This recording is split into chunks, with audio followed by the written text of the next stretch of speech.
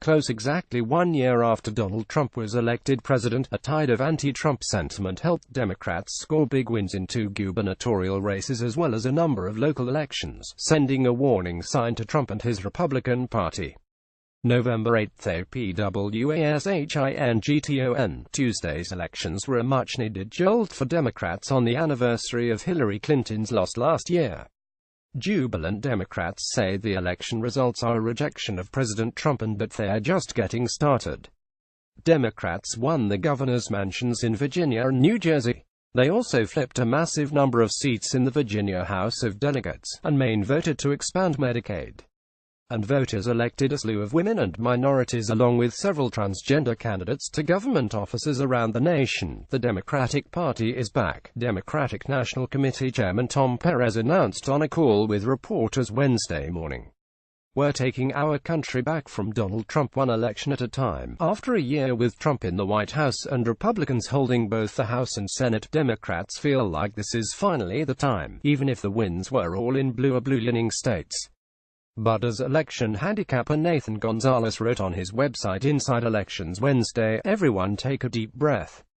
A few nice wins in off-year elections does not guarantee a 2018 wave. Even with some positive signs for the minority party, there was an overwhelming thing that was looming large, and I think that was the divisive rhetoric. Virginia Rep. Scott Taylor, a Republican, told CNN. I think that last night was a referendum. I don't think there's any way that you can look at it in a different way. I would say that the top 4 reasons are Trump, and Trumpism. Larry Sabato, director of the University of Virginia Center for Politics, told USA Today, I'm not saying that the candidates weren't good, but I'm saying that plenty of good candidates have lost. What's the difference? The difference is Democratic anger in Trump. Ed Gillespie, a former chairman of the Republican National Committee and a counselor to former President George W. Bush, lost to Democratic Lieutenant Gov. Ralph Northam by 9 percentage points in Virginia. Gillespie had tried to run as a centrist while still embracing some of the issues, such as being tough on illegal immigration and protecting Confederate monuments, that the Trump base had embraced. Sabato said the high turnout in an off-year, the clear margins of victory, and the sheer volume of seats that flipped in the House of Delegates, all while rain poured down in Virginia, could not be ignored. Voters were determined to send Trump a message. Republicans went into Tuesday with a 6,634 advantage in the House of Delegates. By the end of the night, Democrats controlled 48 seats, Republicans 47, and the rest were still undecided. Dems still haven't won in red status. Sabato cautioned Democrats shouldn't get too confident yet. The wins were all in states that are clearly blue or lean that way, and Democrats still had a long way to go if they were going to start flipping seats in purple or red states.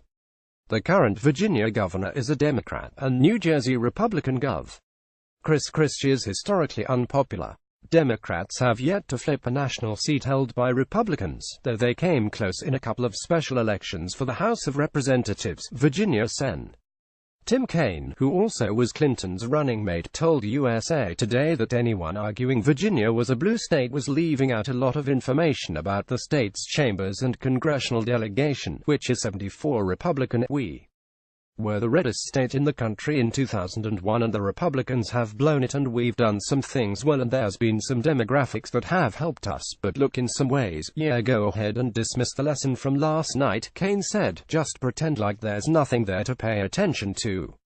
If they did that, we're going to have some really good elections coming up across the rest of the nation. Stephanie Shrike, the president of Emily's List, an organization focused on getting progressive women elected, dismissed criticism that Democrats were just winning in states that were favorable to them. Shrike said Emily's List had 55 women running for office across the country, and by Wednesday morning, 32 of them had won and 6 were either headed to a runoff or were in races that remained too close to call.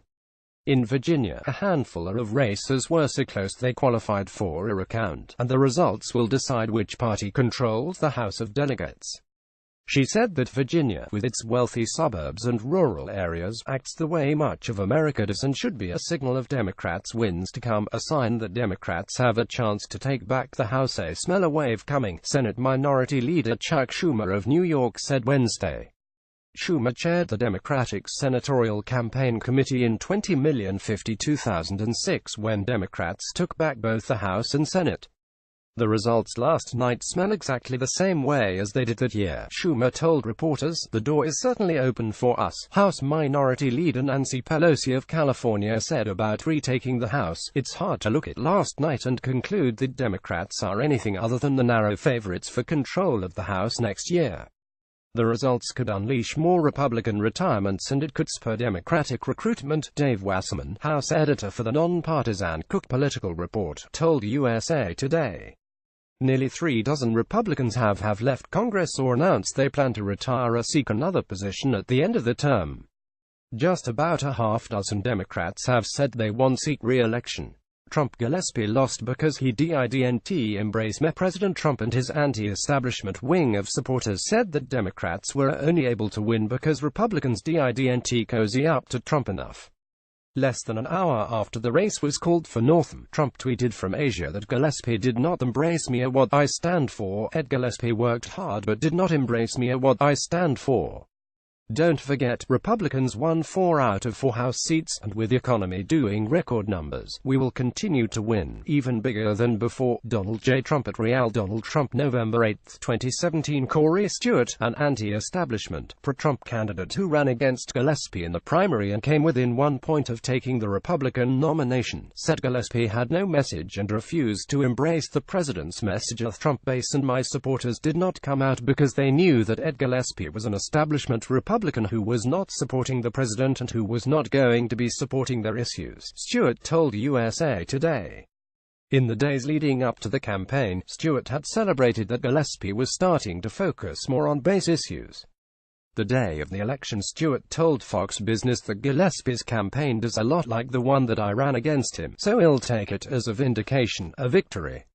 Stewart is now running against Kaine in 2018 and said he will make sure his pro-Trump message is on display. Suburban Republicans should be nervous. Some Maine Republicans saw Tuesday's Democratic waivers a real concern. I just don't think anybody can pretend that this isn't a problem. Josh Holmes, a former chief of staff and campaign manager to Senate Majority Leader Mitch McConnell RKY, told USA Today. Holmes said that Tuesday's elections reminded him of the Tea Party wave in 2009 following President Obama's election, which brought a wave of anti-establishment candidates to Washington and gave Republicans the House in 2010. Holmes said that Republicans running in 2018 would have to figure out how to continue to energize the GOP base, which includes Trump voters, while convincing suburban, highly educated voters to vote Republican. The problem for Republicans is your suburban, higher educated, higher income swing voters, which your congressional majority is literally built upon, and last night those voters abandoned Republicans in droves, Holmes said.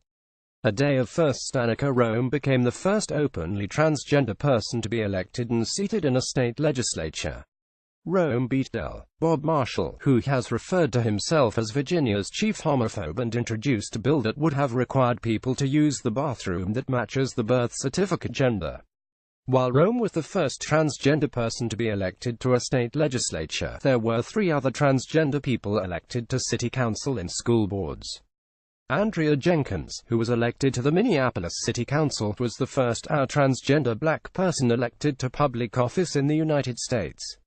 Seattle elected its first openly lesbian mayor. The Virginia House of Delegates got its first Latina and Asian American members, and the first black mayors were elected in more than a half-dozen cities. City Councilman Ravi Bella became the first Sikh mayor to be elected in the state of New Jersey. Contributing Herbert Jackson and Nicole Gordian or Edmore, Virginia elects its first openly transgender delegate to State House. Is this election a moment for the transgender community? TV anchor whose girlfriend was killed on air gets stunning win for Dems in rural VA. Trump distances himself from Ed Gillespie after Virginia election loss. NJ voters pick new Democratic governors and set the tone for 2018 elections. Ready to share this story? https://usat.litusht